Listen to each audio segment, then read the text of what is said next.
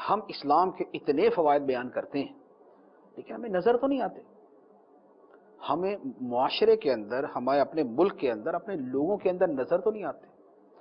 اس کا بڑا سمپل سا جواب یہ ہے کہ آپ کو کسی مرض کی میں دنیا کی سب سے بہترین دوائی لا کے دے دوں، لیکن آپ ساری کی ساری پرہیزیں توڑ کے اور بغیر کسی پابندی وقت کے وہ دوائی استعمال کریں اور بعد میں مجھ سے شکوہ کریں کہ جناب آپ کی دوائی نے تو کوئی فائدہ نہیں دی. آپ کو زکام تھا، میں نے آپ سے کہا کہ یہ دوائی ہے بہت اعلیٰ قسم کی، یوں کر کے آپ صحیح ہو جائیں گے. آپ نے برف کے جناب ٹکڑیاں ڈال کے نا، پیسز ڈال کے گلاس کے اندر وہ دوائی کھائی، اس کو پیا اور اے سی کے سامنے چوڑے ہو کے لیٹ گئے. آپ نے غسل کیا اور جہاں سینہ کھول کے اے سی کے آگے لیٹے ہوئے. اگلے دن آپ مجھ سے پوچھے مفتی صاحب دوائی کا فائدہ ہی کوئی نہیں ہوا یار.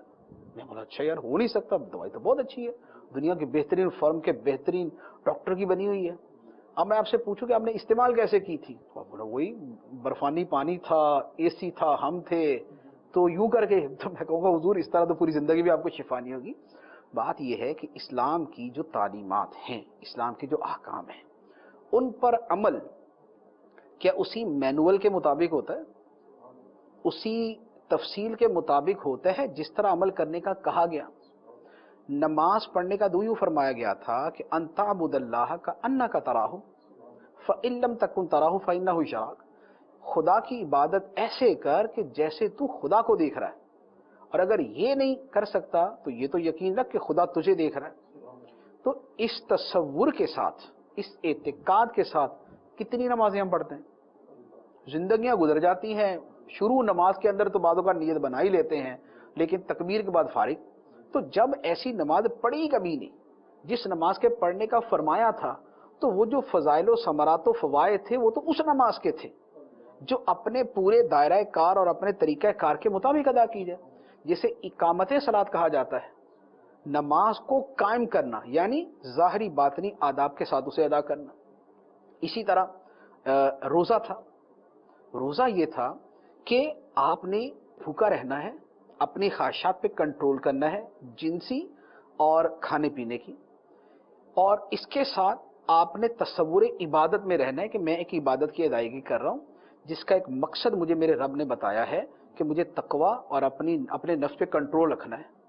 لیکن اگر رمضان کا مہینہ شروع ہوتے ساتھ ہی پورے ملک کے اندر کرکٹ ٹورنامنٹ شروع ہو جائیں، چوری کی بجلی کے ساتھ جناب لائٹیں لگیں اور جو کبھی نہیں بھی کھیلے تو وہ بھی کھیلنا شروع کر دیں. اگر کسی آدمی کا وقت نہیں گزرتا تھا تو اس نے کہا یار وقت نہیں گزرا، استاد ٹی وی چلاؤ، کچھ نہ کچھ دیکھو.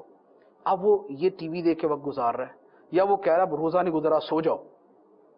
تو جب اس نے سارے الٹ کام کر کے ہی اس نے روزہ گزارنا ہے، اس کی شب بیداری کرکٹ کے اندر ہے، اس کی شب بیداری دوستوں کے ساتھ گپ شپ میں ہے، اس کی شب بیداری اگر کراچی میں تو چلو یار کلفٹن چلتے ہیں، وہ کونے والے ہوٹل کے اوپر بیٹھ کے نا ساری رات نا وہ کیا نا وہ نیا سا حقہ آ گیا نا شیشے والا، تو وہ پئیں گے. تو اگر یوں کر کے روزہ رکھنا اور شب بیداریاں کرنی اور رات گزارنی ہے تو بتائیے اس کے اوپر کہاں سے روحانیت آ جائے گی، اس کے اندر روحانیت کہاں سے آ گئی؟ تو بات یہ ہے کہ عمل الٹ کیا جاتا ہے. اچھا یہ اعتکاف ہے. اعتکاف کا مطلب تھا کہ بندہ بندوں سے کٹ جائے، خدا سے جڑ جائے، اس کا خدا سے تعلق قائم ہو جائے. لیکن ابھی مسجدوں میں کیا ہوتا ہے کہ ادھر افطار ہوئی اور ادھر سارے دوست یار جمع ہے محلے کے، جناب آ رہے ہیں، چلو وہ عاطف نہیں ہے وہ اعتکاف بیٹھا ہوا ہے، چلتے ہیں اس کے پاس چلتے ہیں. اب سارے کے سارے جمع ہیں. اب مسجد کے اندر ایک گروپ یہاں بیٹھا ہوا، ایک وہاں بیٹھا ہوا، ایک وہاں بیٹھا ہوا، ساری رات گپیں ہیں، باتیں ہیں. اچھا یار بتا میچ کا کیا ہوا؟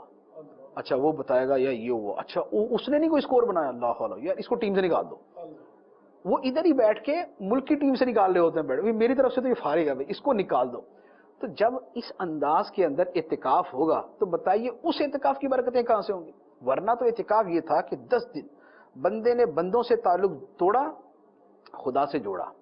اب وہ عبادت میں ہے، وہ ذکر میں ہے، وہ تلاوت میں ہے، وہ مراقبے میں ہے، وہ اپنی آخرت کی فکر میں ہے، وہ قبر کی فکر میں ہے، وہ قرآن سمجھنے کے اندر ہے، وہ دین سمجھنے کے اندر ہے، دین سیکھنے کے اندر. اس کے اثرات دیکھیں.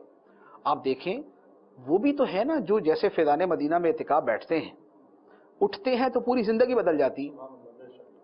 یہ زندگی اس کی کبھی نہیں بدلتی جس کے اذان مغرب کے ساتھ ہی دوست آ کے جمع ہو جاتے ہیں، جو تراویح آگے ہو رہی ہے اور یہ دوستوں کے ساتھ پیچھے بیٹھا ہوتا ہے. اور دوست جناب چکن شکن اور فرائی کڑھائی رنگ برنگی چیزیں لے کے بیٹھے ہوتے ہیں اور وہاں پر پکنک منائی جا رہی ہوتی ہے. یہ نہیں بدلتا. لیکن جو پراپر آداب کے ساتھ وہی اعتکاف کر رہا ہوتا ہے، اس کا اعتکاف اس پہ اثرات چھوڑتا ہے، اس کی ساری زندگی بدل جاتی ہے. انہی کے اندر کوئی نگرانی شورا بھی نکل آتا ہے. اور نگرانی شورا کہ یہ نہیں اعتکاف ہی بیٹھے تھے. اچھا ہمارے یہ مفتی فضیل صاحب وہ بھی اعتکاف سے ہی جو نا وہ اس طرف آئے اور یہ سارا ہوا. تو ہزاروں لوگوں میں جو چینجنگ آتی ہے وہ اس اعتکاف سے آتی ہے جو صحیح طریقے سے کیا جائے. تو جب صحیح طریقے سے نہیں کرتے نا تو قصور اپنے عمل درآمد کا ہے، اسلام کی تعلیمات کا نہیں. اسلام کی تعلیمات اپنی جگہ پوری ہیں، پرفیکٹ ہیں، جامع ہیں، کمپریہنسو ہیں، اعلیٰ ہے، عمدہ ہے، پرز حکمت ہیں، لیکن عمل اس کے مطابق نہیں ہے تو اس کا پھر کوئی حل